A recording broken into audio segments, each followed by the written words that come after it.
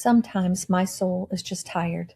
Tired of being strong, tired of carrying the heaviness, tired of fighting battles nobody else can see. And maybe you know that kind of tired too. The kind of tired that doesn't come from sleep. The kind of tired that settles deep in your heart, your mind, and your spirit. The kind that comes from surviving, enduring, holding it all together and still showing up when your life had tried to take everything out of you. But here's the truth. Being tired does not mean you are weak. It does not mean you are broken. And it does not mean your story is over. At Renewed Mind, we talk about the hard things, the hidden heaviness, the silent battles, the trauma, the grief, the healing, and the fight to keep going when your soul feels weary. This is the place where strong people can finally tell the truth, where healing gets honest, where pain is spoken out loud, and where the ones who have spent their whole lives pouring into others can find a space to breathe, be seen, and remember they are worth the battle too, because sometimes the healer needs healing. Sometimes the strong ones need somewhere soft to land. And sometimes the most powerful thing you can do is admit you're tired and keep choosing to heal anyway. This is Renewed Mind, real talk, real pain, real healing, one honest conversation at a time.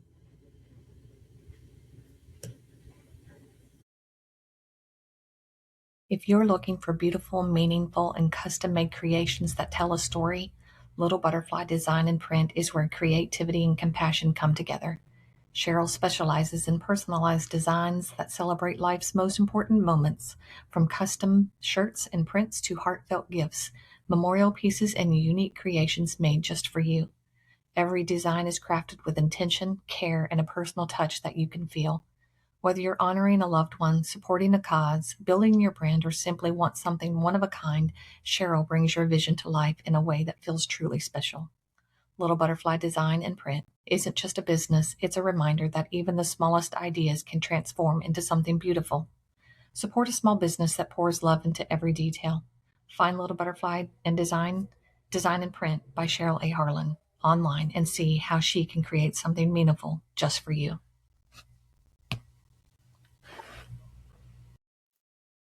Welcome to Back Porch Confessions, where the sweet tea is strong, the stories are stronger, and no topic is too taboo for the porch. Grab a seat, kick off your shoes, and let's get into the kind of conversations your mama warned you about, but you listen anyway.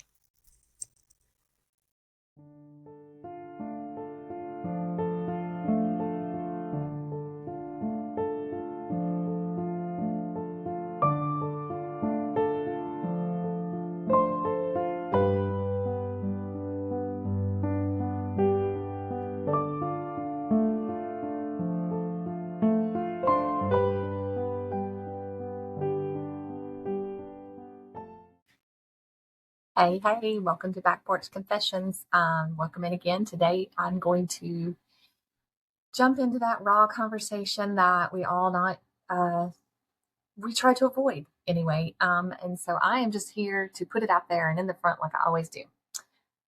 Today, we're talking along the lines of trust being shattered, nervous system survival, emotional confusion, grief healing, rebuilding safety, and learning how to trust yourself again. Oh, all in one podcast. Are you all ready? Buckle up, buttercups. Here we go. Welcome back into Back Porch Confessions. You know, the place, the back porch, where healing gets honest, truth gets unpacked, and sometimes we laugh through the pain. Because if we cry through all of it, we'd need what? Industrial size tissues and a therapy copay. Anyway, I love the fact that ChatGPT gives me these little catchy things to say. It's so funny. I incorporate my stuff that I want to put, like I put in the thoughts and all the things and I lay it all out and then I ask it to kind of break it down a little bit for me. And anyway, together we make this amazing thing together. So I am Barbara, as you always know. And today we are diving into one of the deepest wounds a human heart can actually experience. And when I say it's deep, it's the betrayal trauma. Betrayal wounds. Nope, that's not just heartbreak. It's not just disappointment. not just somebody out here making a bad choice. I'm talking about the kind of betrayal that shakes your nervous system, changes how safe the world feels to you, and makes you question everything you thought was real. That kind of pain, that kind of betrayal, it cuts so deep. So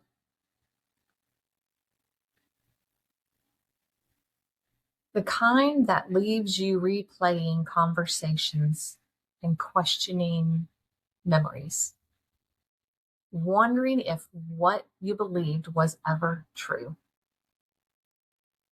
Kind of like when I was in a 2-year relationship with somebody and found out he was in an entirely other relationship the entire freaking time. 2 years of my life was just not real. Like I was living in some kind of time capsule or something. I don't know. Anyway, it was the strangest feeling. That kind of betrayal goes deep. And if you ever have asked yourself things like, how did I not see it? Why does this hurt so deeply? Why can't I just move on? Why do I still love someone who hurt me? Well, we're going to get into unpacking all of it right here in this podcast today. Because betrayal trauma doesn't just break trust. It breaks trust in everyone around you. It often breaks trust even in ourselves. And then we question whether or not any decision we've ever made in life was the right one. So, what betrayal trauma actually is? Let's define that. Betrayal trauma occurs when the people or systems we depended on, for our safety, our emotional safety, that gets violated. The trust gets violated in ways that create psychological and physiological distress. Simpler terms without me stopping and beating around the bush is betrayal. Betrayal trauma occurs when the people or systems we depend on for our emotional safety violate trust in ways that create psychological and physiological distress. That's betrayal trauma. And I know there are some listeners that are going, that's what that is. That's what that was. That's what I'm feeling. If you are, stay here. Stay with me for the next hour, 40 minutes, 50 minutes, however long it takes me to get through this. So why? The why. Why does betrayal feel different than just ordinary hurt? It's hurt nonetheless, right? Well, because betrayal attacks the attachment security. So the person that has that type of betrayal trauma with you, you have an actual attachment to. They were a safe space. They were safe, you thought. So when pain comes from strangers, it just hurts. It just hurts. We don't like it. It doesn't feel good. It just hurts. But when pain comes from the people we trusted to protect us, to be our safe space, to be the person that was never going to turn on us,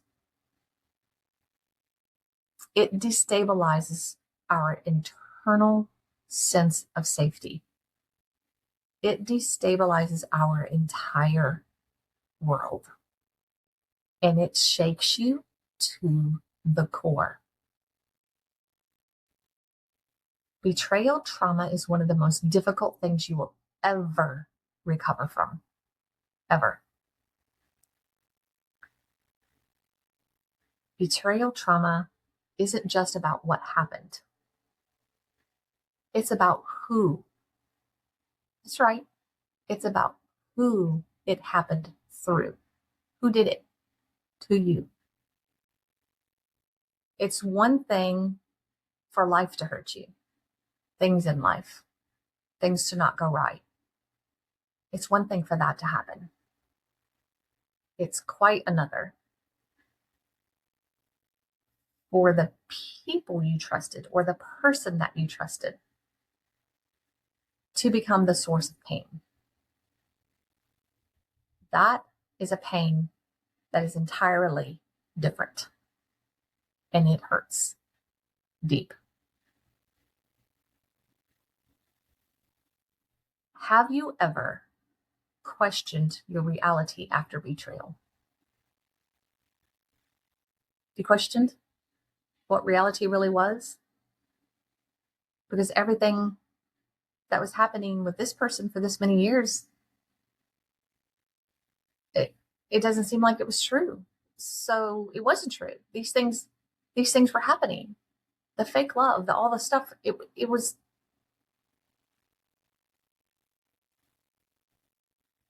supposed to be reality. I thought it was real. How did I not see it wasn't real? Did you blame yourself at first? There's something wrong with me. I just can't be loved. No one's ever going to love me. I'm unlovable. I'm too much. I deserved this some way. Do you blame yourself first, or did you?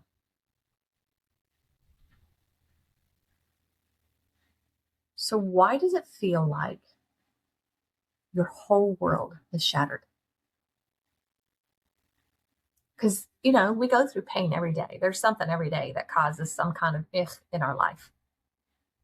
And we just keep putting one foot in front of the other and keep moving forward. But when that kind of pain happens, it'll stop us dead in our tracks and probably sit us back down on our butts.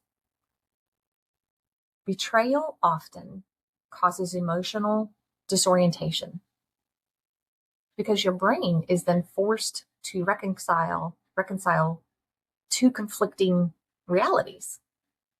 So you have the reality of what you thought was to all of a sudden have an entirely different reality that you're immediately supposed to accept. The brain doesn't work that way.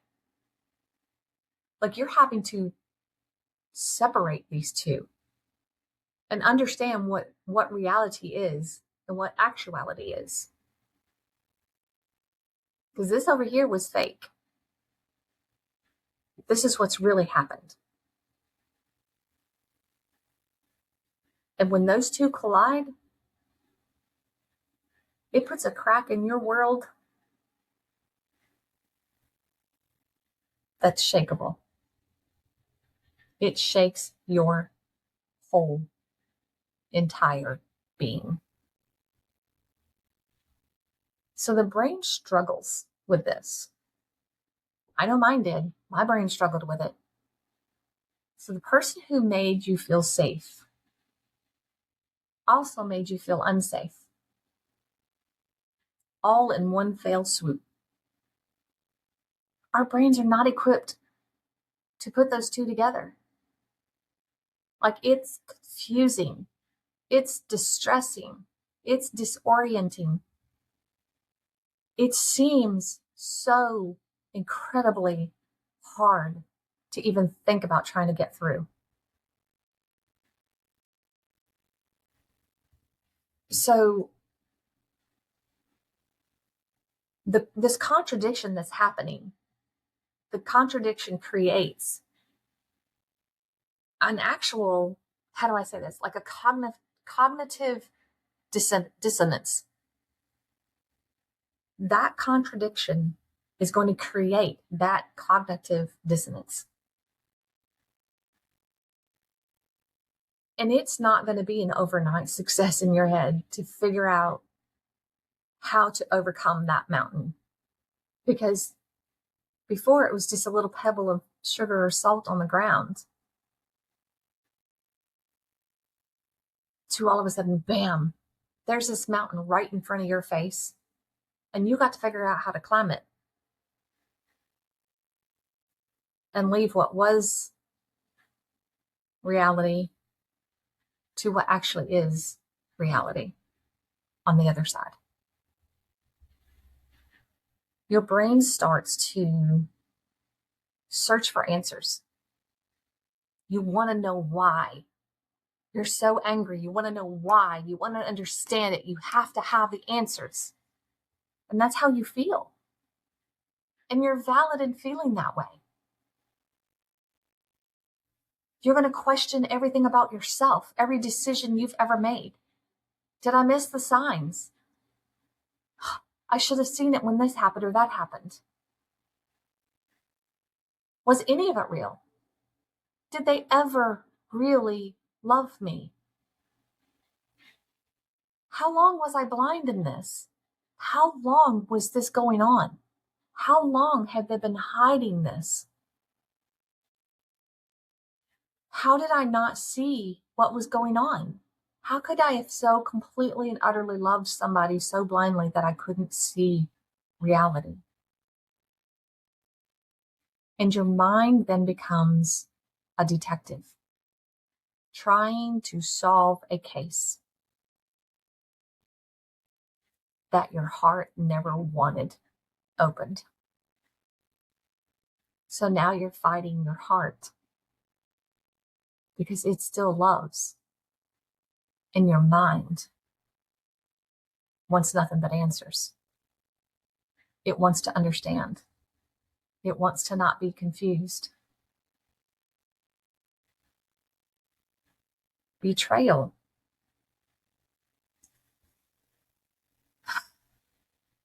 It activates survival mode in us again. And I know I talk about this a lot.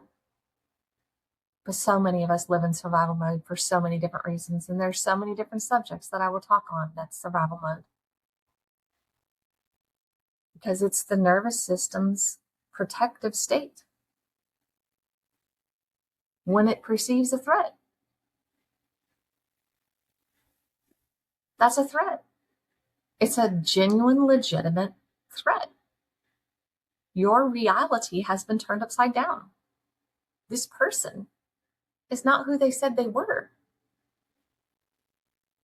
So you get this betrayal trigger, which I've talked about in another podcast. And with that trigger comes the fight, flight, freeze, and fawn reactions. Because you have emotional danger in place. And emotional danger is processed similarly to like a physical danger. So it doesn't just affect your mind. It affects your entire body. Many people will not be able to eat, not be able to think, not be able to hold a conversation without breaking down, not be able to hear a TV show or some song without spiraling out of control. That's the reality of what's happening right at that moment.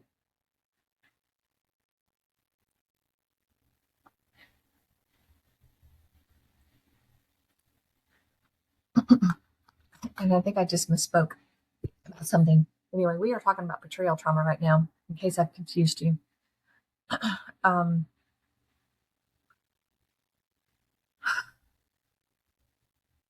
Betrayal could make your body feel all kinds of things. It could throw you off course. It could make your chest tight. Sleep disappears. Insomnia rolls in. Nightmares. Your stomach drops. You might gain an ulcer. You get sick anytime you try to eat. Your body, it reacts before your mind ever catches up. And your body, at that point, Your body's saying, danger is detected. Nervous system takeover. Survival mode uploaded. And that's exactly where it goes. I know that many of us have gone through this, maybe even more than once in our lives. And I know there's plenty of you listening to me right now that are going, she hears me.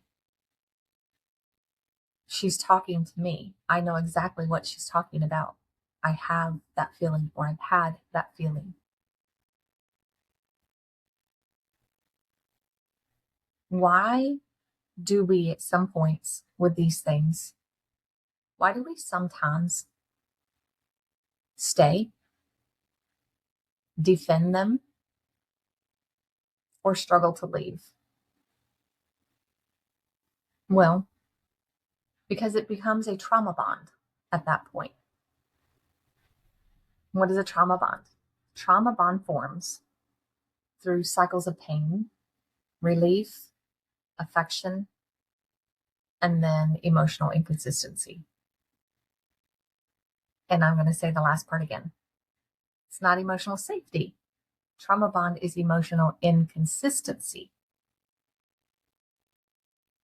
So the nervous system, it becomes addicted to the intermittent reinforcement. Okay, so then that creates that bond. That creates that need for the momentary approval. Okay, things are great today. Okay, now it's not good for another week or so. Oh, okay, it's good. It's that back and forth. They give you little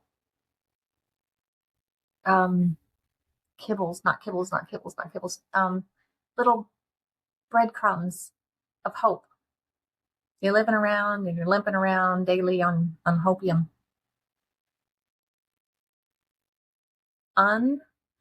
Unpredictable affection does what? What do you think it does to you, your mind, your body? Unpredictable affection creates dependency, which equates to trauma bonds, which equates to defending them, struggling to leave, and all the things that make you want to run back to the person that has shattered you. Some people do. Some people stay there forever. Some people walk away, shut that door, and never want to go back. I want to get the people that need to heal to that point to be able to slam that door and step forward and honor them and not that person that created that trauma bond in you. Sometimes people are going to ask things like, why didn't you just leave when you're in that trauma bond situation? It's not that easy. For some people, it's not that easy. For some people, they don't have safety outside. And the safest place they've ever felt was in that trauma bond. And that's sad. That's so sad. So they don't have the cognitive ability, the strength to step away for themselves. The fear of doing that is greater than dealing with the trauma bond. And some people just don't even know they're in one. That question, though, why didn't you just leave? It comes from people who have never had their nervous system hacked. They've never had their nervous system wired for this type of thing, like to chase the emotional safety. Because that's what you're doing in trauma bonding. You're just chasing emotional safety. That's why when people say their picker is broke, they're chasing emotional safety. And oftentimes they find it in somebody who's going to put them in betrayal trauma, who's going to shatter their world. Because we're vulnerable. Those type of people are vulnerable. Understand this, though. It wasn't weakness that got you there. It wasn't weakness at all. It was conditioning. You were conditioned to be a trauma bond survivor. You were conditioned to chase emotional safety because of something in your life somewhere along the line. As a child, as a young adult, somewhere, you were taught to chase emotional safety. Have you ever defended someone who deeply hurt you?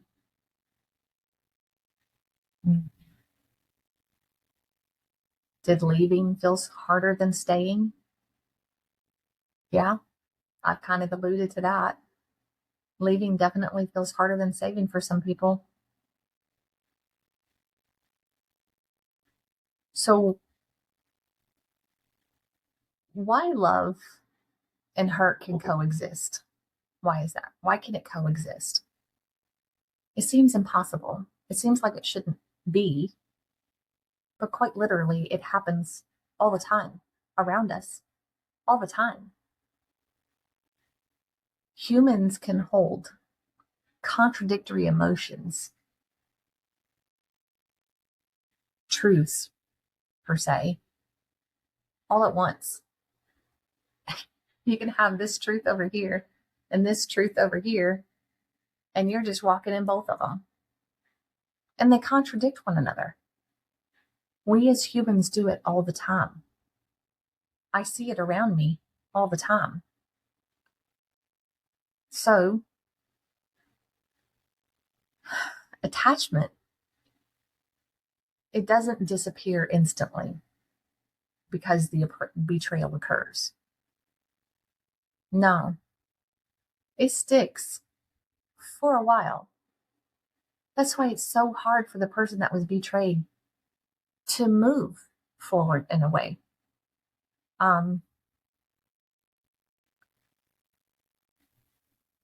Love often lingers, hangs out for quite a while after trust collapses in a relationship. So, still feeling those ounces of love for the person that betrayed you and broke that trust is contradictory. It doesn't make sense to someone on the outside who's not lived through it. They can't understand it. They don't get it. I would just leave. I would just this. I would just that. No, you wouldn't. Not if you actually were in my shoes, in that person's shoes. If you've spent your entire life chasing emotional safety, love lingers. It's hard to break that tie. You can love someone and still be completely devastated by them. You can have a deep rooted love for someone and still be devastated by something they did, by a betrayal. You can miss them, at least the them that you thought you knew, and yet still know they wounded you. Still know they are the source of every ounce of pain in your body at the moment, but you still miss them. Those things can and do coexist. It's contradictory, but it exists. If you've ever walked in those shoes, I guarantee you, you're sitting here right now shaking your head. Absolutely. Yep. She's right. She's right. I did. And there wasn't anything wrong with me because of it.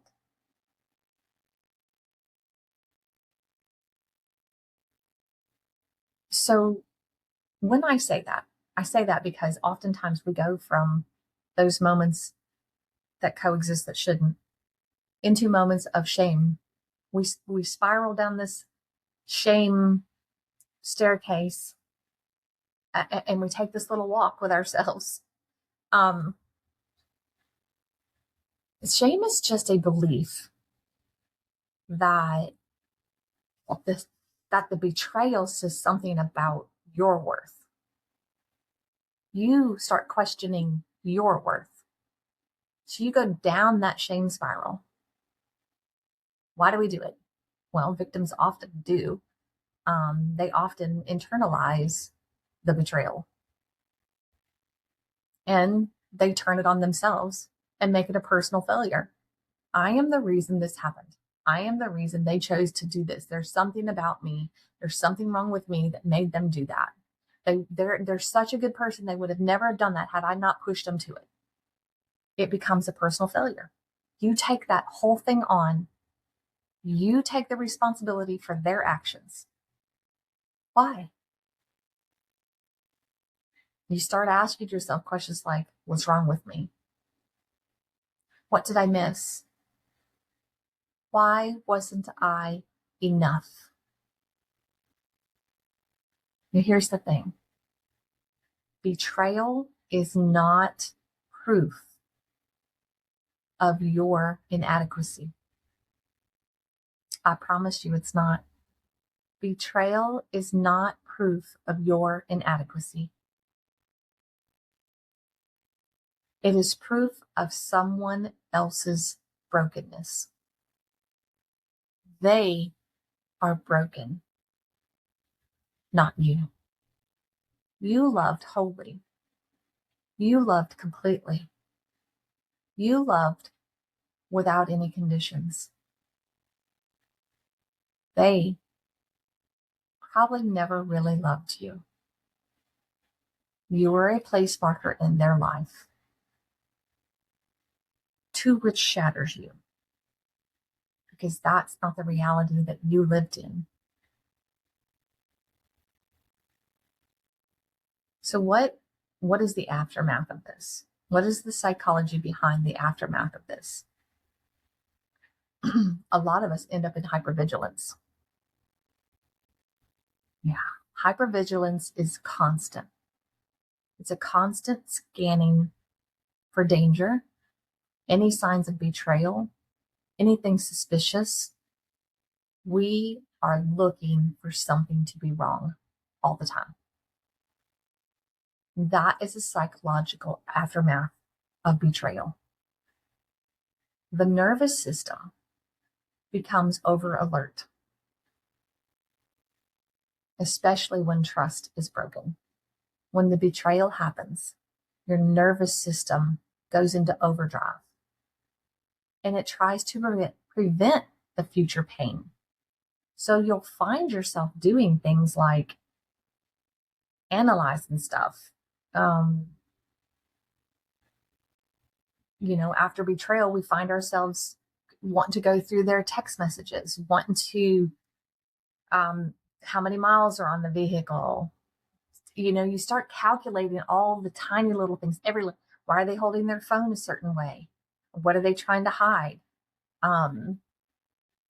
You start reading facial expressions, body language. You overanalyze every text that's between the two of you. You overanalyze any text messages you may see on the phone from somebody else. You're always looking for hidden meanings. Always looking for it. Because you are stuck in hypervigilance. You're just waiting for the next betrayal to happen. Your nervous system becomes a private investigator. And if something is going to be found, you're going to find it. And if you go looking for something, you're probably going to find it. It may not be what your brain is making it because you're stuck in the betrayal trauma. It may be completely innocent, but you're going to turn it into something else. Part of your healing is going to be not doing that, because if you do not heal that before you go on to the next relationship and or try to continue this one, depending on what the betrayal was, you will have to, well, no, not you'll have to. You will basically ruin that relationship. You will, without a doubt, ruin that relationship. You will drive it in the ground. And you will drive every single one after that into the ground until you heal.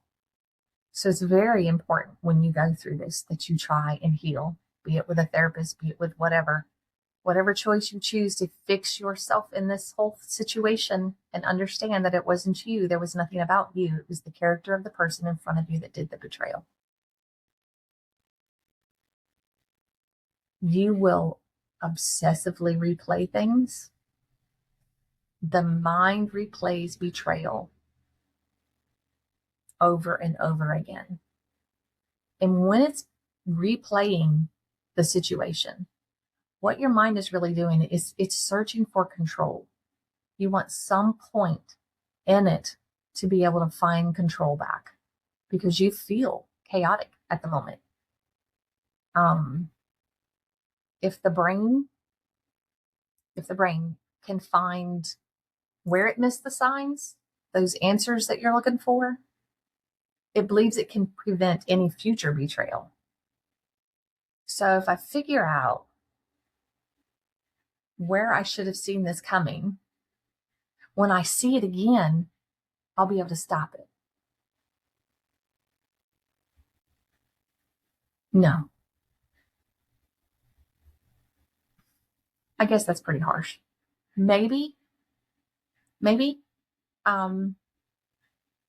But if you're going to have a long-term healed relationship, you still looking for that control and how to prevent things means that you're still stuck in that betrayal trauma and you haven't really moved forward. To which point you most likely will drive that person away, even though they're the ones who started the whole thing, because you lose your ability to actually love them and trust them. And you question every single thing they do. And eventually that gets old for the person on the other side. Preventing the future betrayal. If you live with the thought that there will be one, there probably will. But if you move forward honestly with the relationship, healed, both of you, healed, you can honestly move forward without waiting for that next betrayal and you looking for the signs the entire time. Because if you keep looking, you're just creating more havoc in your relationship. I'm telling you, if you look for it, you will find it. You will find yourself replaying conversations. You are going to revisit moments. You will mentally reconstruct timelines.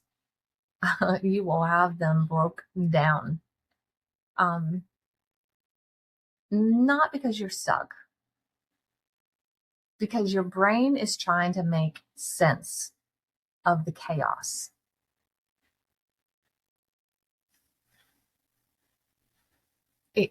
It can't make the chaos make sense.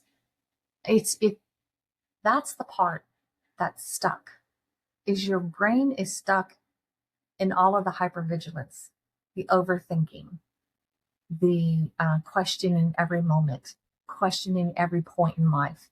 So when your brain is stuck in all of that, it can't literally move forward. It stays in chaos. It's constantly looking for the next thing to happen. You have to unstuck the brain. Sometimes in this situation, people will go into emotional numbness. Emotional numbing, what is it? Emotional numbing is a protective shutdown, essentially. Turning into a leaning carapace here, y'all. Sorry. Emotional numbing, protective shutdown. That's all it is. That's all it is. You're just protecting yourself while while you're trying to go through these things. So you shut down. It's your nervous system way of protecting itself. The nervous system is suppressing emotions. Generally, because we're so overwhelmed, it's so intense. The overwhelm is so intense that it's literally breaking us. So the nervous system jumps in to protect, and it shuts down because it's too intense. Sometimes betrayal doesn't make you cry. You're numb. You can't feel nothing. Sometimes it makes you feel absolutely nothing. That numbness, that's your mind protecting itself. And you will question, okay, what's wrong with me? Why don't I feel anything? Why am I not shook like this? Because your mind is protecting itself, because you've been through betrayal in your life before. You kind of expected it. Did you become did you become numb after betrayal? I have. Did you stop trusting your instincts? I have. Yep. I've literally told myself that my instincts are broke. Goes along with my picker's broke. How do you rebuild? How do we rebuild after betrayal? Can you? Is it possible? It can. I've seen people do it. I've seen them go on and have an incredibly amazing marriage afterward.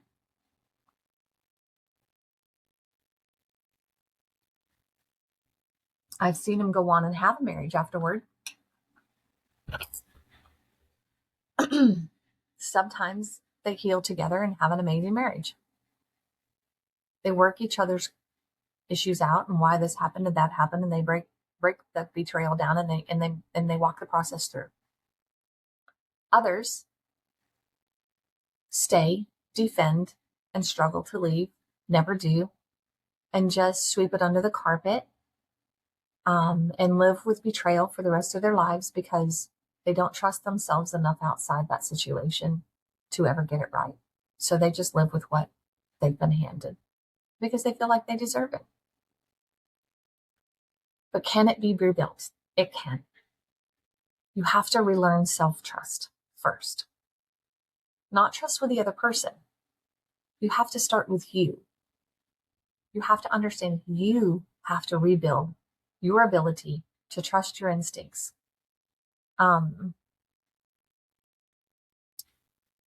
Self-trust is confidence.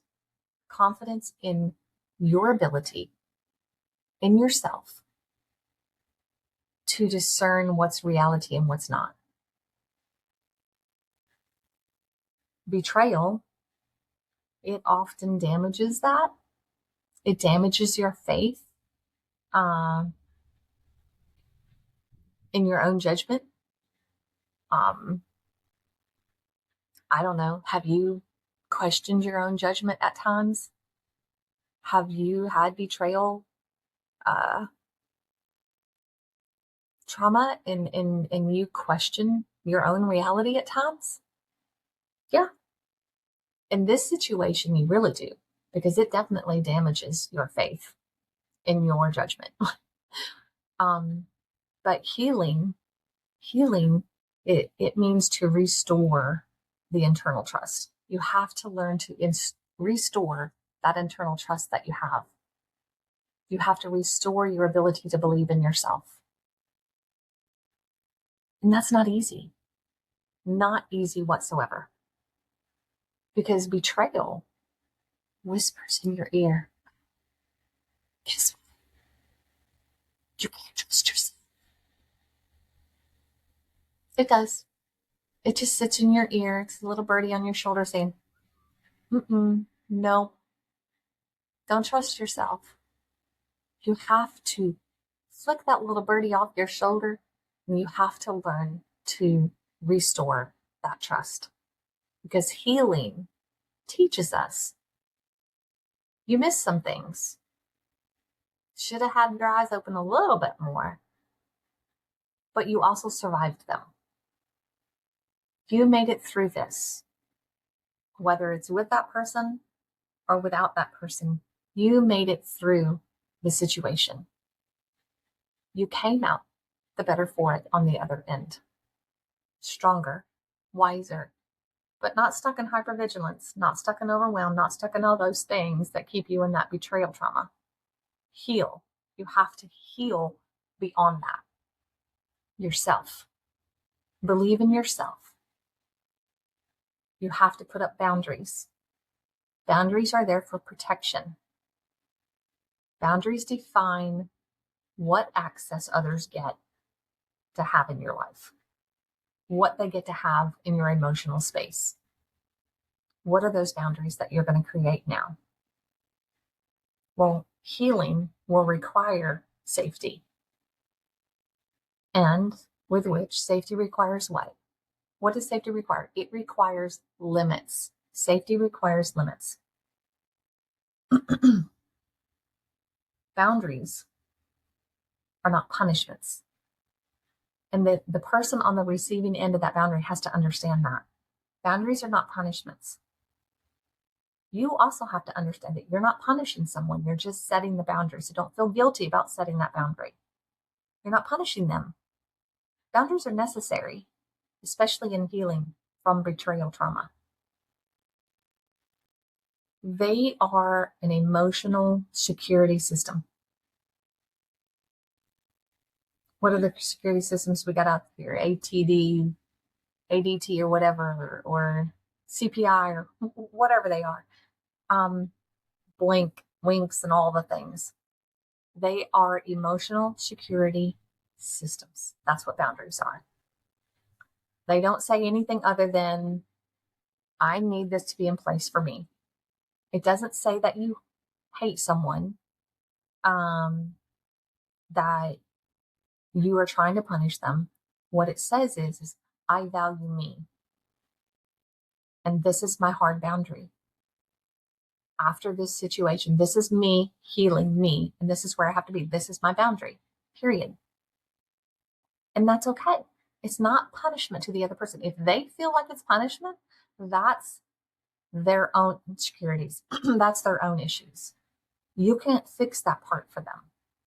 And if they feel that way, it's probably not going to work out, because they're going to become defensive and ugly, and it's going to get messy. And you have to hold your boundary. If they don't like it, one of the ways we say this is they can bump it. It can go. Close that door, because you have to protect you. You have to have your boundary. They're the ones who betrayed you. It's not a punishment. It's a healing tool. It's a safety system. Will you grieve? Mm-hmm. You will have to grieve it. Grieve in the story you believed was reality. Because betrayal, grief includes mourning, I guess, sadness, emotional unrest. Betrayal, grief creates all of those things. It includes it.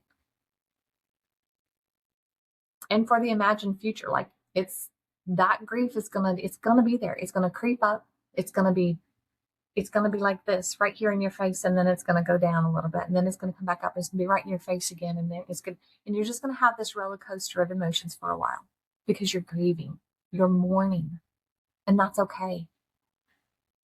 You have to grieve what you believed. It's a loss. It's an actual loss. You're not just grieving what happened. You're grieving what you thought would happen. You're grieving the person you thought you were with. You're grieving the future that you thought that you had. you're going to grieve it. It's a wound. It's like they've unalived. Only in my opinion, and then several other people that I know, it hurts worse when they're still walking this earth. It's a different type of grief. It's a different level of grief than when somebody does leave the earth and you're grieving. Grief is layered. You grieve the person you believed they were, the future you imagined, and the safety that you thought that you had in that person. You're going to grieve all of that. You have to heal from it, though. Please heal from it. It's so important to heal from it. Healing equates to freedom and to trusting again. Healing doesn't happen overnight. Neither does grief. There's so many stages of both. Forgiving without forgetting. Oh boy. If any of you all have listened to my TikTok lives and you listen to the book Forgiving What You Can't Forget, it's a pretty powerful book. It's by Lisa Turkhurst. So forgiving without forgetting. Forgiveness is releasing emotional captivity. Let me say that again, in case you weren't listening in the back. Forgiveness is releasing emotional captivity. Don't stay captive by grief. Don't stay captive by something that hurt you. Don't stay captive by refusing to heal and forgive. Doesn't mean you forget. Doesn't mean it lessens what happened. The forgiveness is for you. You don't even ever have to tell them you forgive them. Forgiveness is for your internal peace. It's not for external reconciliation. It doesn't mean you're going to have a relationship with that person again. It means that you're doing it for your own peace. Forgiveness does not mean what happened was okay. It means I refuse to let pain conform me. I refuse to let pain control my future. I refuse to let pain be my leader and control my life. Because that's not a pretty place to be. It's not fun. It's an emotional train wreck. So learning to trust again. Trust after betrayal. It's rebuilt slowly. It's just like grieving and healing. It takes time. It doesn't just happen in a blink of an eye or overnight. Healing requires evidence-based safety. Like the person or the thing or the situation that created that pain in you, it has to be consistent. Safety has to keep showing up over and over and over again. And you cannot slip up and do something that's going to trigger the person that you've wounded. It's not a blind faith. I'm not saying you should walk in a blind faith because that allows room for error. But it's requiring evidence-based safety. You do not owe immediate trust, nor will they get it. Trust is earned, like I said, through consistency.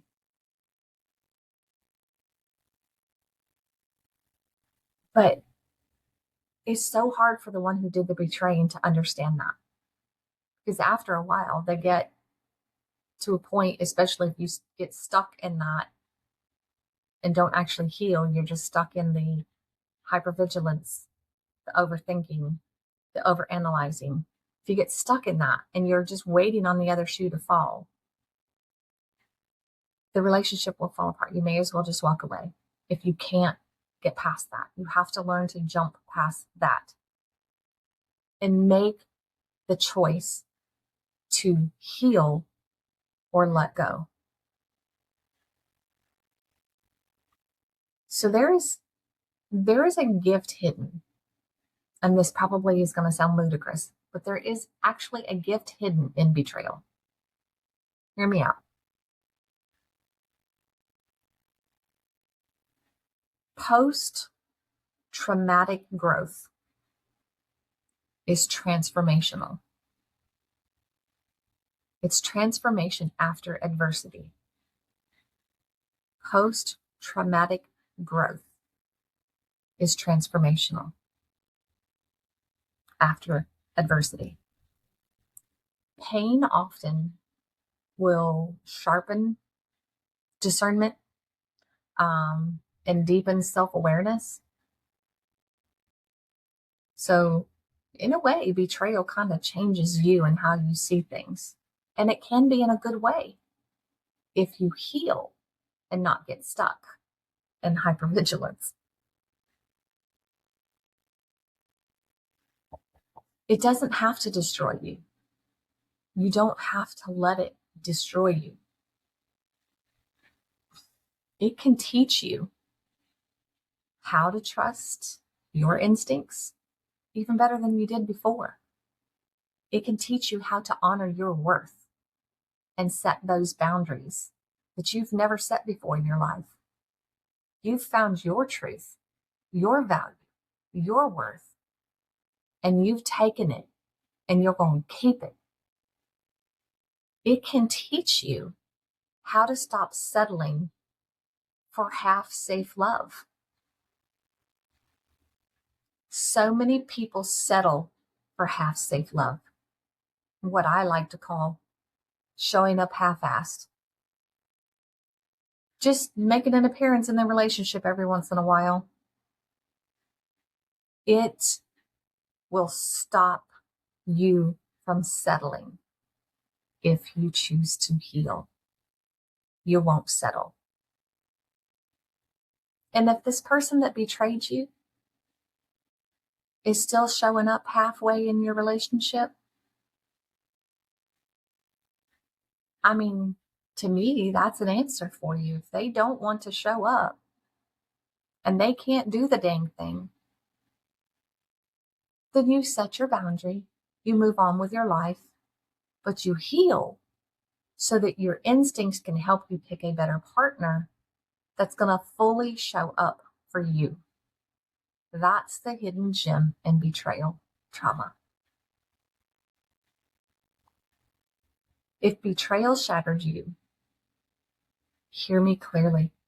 As I always say, you are not broken. You're not weak. You're not beyond repair. You are rebuilding. You must rebuild. And rebuilding, oh boy, rebuilding is holy work, y'all. I'm telling you, it is holy work. But the you that comes out on the other end of that, that is one strong woman or man. Your heart can carry scars. We do. We have many of them through life. But scars, they're just proof of healing, right? Look how many scars we women carry. That's proof of love and healing. Scars are proof of healing, proof that you loved once. I hope this helped somebody.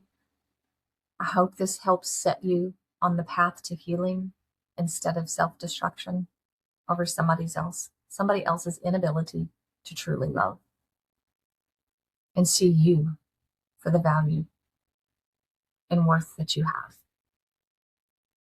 Thank you as always for sitting with me here on the back porch. I'm hoping the new house I can maybe close in some of that back porch and actually have a back porch. That I can do my lives in once in a while. Anyway, as always, this is Back Porch Confessions, where healing gets honest, truth gets, messy, and sometimes the deepest rebuilding starts right after everything falls apart. You guys got this. You got life. You got boundaries. Set them. Stay true to you. Know your worth. Know your value. But also know there's hidden gems hidden behind all these things to make you a better you. I think I got a few questions. I'm just going to lay these few questions out here, and then I'll let y'all go. What betrayal are you still healing from? Speak it out loud. Write it down. Put it in your phone notes. What did it teach you about yourself? What boundary do you need now? What would trusting yourself again look like? Spend some time on those questions. Write it out. Speak it out. Put it in your notes. Whatever it is. They'll help you. They'll help you build that bridge to the other side.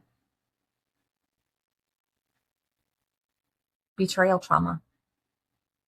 The wound you didn't see coming. The golden gem you didn't know was there. As always, check out the commercials. Check out all the things. Make sure you're looking into Little Butterfly to do any of your design needs to put on any kind of product. Polish Boutique for any of your newest clothes fashions. Michaela for her esthetician stuff. Our Way Skin for your beauty needs. Make sure you're listening to everything. Check me out. Make an appointment with me. Renewed Mind Counseling. 336-383-0236. I know I said that fast, but hey, give me a look. Send me an email, backporchconfessions@gmail.com. Thank you guys as always. Thank you so much. Have a great one. Bye-bye. Y'all, let me tell you about one of my favorite little gyms back home in Robinson, Illinois. If you're looking for boutique style that feels good, fits right, and doesn't break the bank, you have to stop by Polished Boutique. Owned by my sweet friend Mindy and her two friends Jennifer and Valerie. And it's ran with heart, y'all. Polished is one of those places where you're not just shopping, you're family. From on-trend outfits, cozy everyday staples, statement accessories, and deals that make your wallet smile, Polished has something for every woman, every season of life. So if you're anywhere near Robinson, Illinois, go see Mindy and her girls at Polished Boutique. Tell them Back Porch Confessions sent you. And don't be surprised if you leave feeling a little more confident than when you walked in. Polished Boutique, where style meets heart. Hey, beautiful people. It's Barbara here from Back Porch Confessions. You know, I am only going to share what I truly love. And y'all, this one's a game changer. Our Way Skin by Aixa is a simple, luxurious skincare created with real women in mind. Think clean ingredients, formulas you can see and feel, smoother texture, that healthy glow, and confidence looking back at you in the mirror. Whether you're juggling family, work, or just need a little self-care moment, Aixa's products give you spa-quality results right at home. I'm obsessed with Our Way Skin and the way it makes my skin feel buttery soft.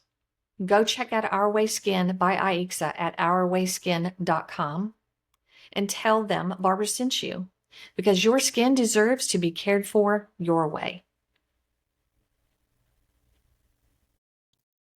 That's a wrap on this episode of Back Porch Confessions, where the tea is hot, the stories are real, and we never apologize for keeping it honest. Produced and edited by the magic makers over at Zay Media. Until next time, keep your porch talk spicy and your secrets safe. Mostly.